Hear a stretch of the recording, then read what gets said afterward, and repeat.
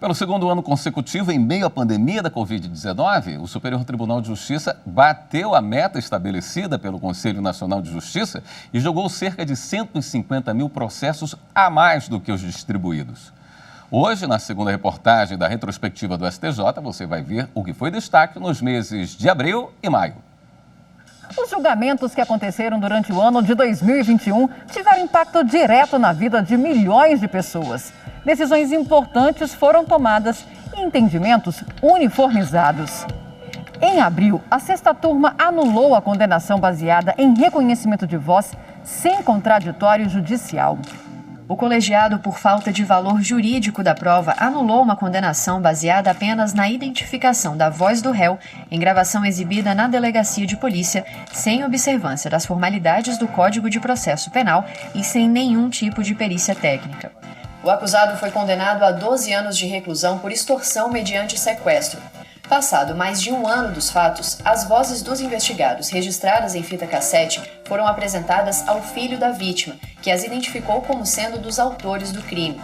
A condenação também foi fundamentada no fato do réu ter guardado em sua casa uma sacola de roupas compradas com o cartão de crédito da vítima. O relator do habeas corpus no STJ, ministro Rogério Schietti Cruz, pontuou que as instâncias ordinárias não observaram os dispositivos do Código de Processo Penal. O artigo 155 define que o juiz formará convicção pela livre apreciação da prova produzida em contraditório judicial, não podendo fundamentar sua decisão exclusivamente nos elementos informativos colhidos na investigação, ressalvadas as provas cautelares, não repetíveis e antecipadas. O ministro Rogério Schietti Cruz considerou que a condenação não foi corroborada por outras provas e que há precedente de sua relatoria na sexta turma do STJ, considerando irregular o reconhecimento de pessoas feito sem qualquer controle em delegacia de polícia, sem a presença de advogado ou respeito a formalidades que tornem possível o chamado contraditório diferido ou postergado. Precedentes estabelecidos nas turmas e sessões foram destaques nos julgamentos do Tribunal da Cidadania no mês de maio, com uma decisão que suspendeu o processo que discute a intervenção na fundação responsável pelas ações de reparo socioambiental em Mariana, Minas Gerais.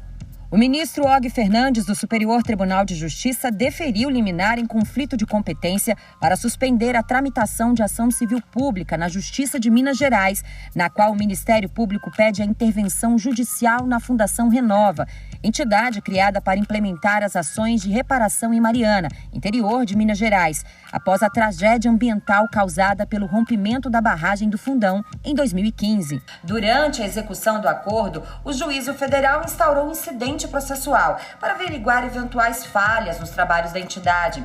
Em paralelo, devido a denúncias sobre o desvio de finalidade da instituição, o Ministério Público de Minas Gerais ajuizou na Justiça Estadual ação civil pública, pedindo a intervenção judicial na fundação.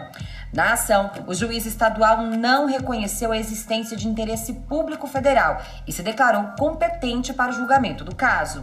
Caracterizado o conflito de competência no STJ e diante da circunstância e da necessidade de averiguação mais profunda de aspectos como a efetividade da tutela jurisdicional, o relator, ministro Og Fernandes, considerou prudente a suspensão da ação civil pública e a designação da Justiça Federal para apreciar medidas urgentes. A suspensão vale até que a primeira sessão julgue se o processo de intervenção deve permanecer na Justiça Estadual ou ser remetido à Justiça Federal, onde tramita a execução de termo de ajustamento de conduta firmado entre a União, o IBAMA, a Agência Nacional de Mineração, a Agência Nacional de Águas, a FUNAI, os estados de Minas Gerais e Espírito Santo e as empresas Samarco, Vale e BHP.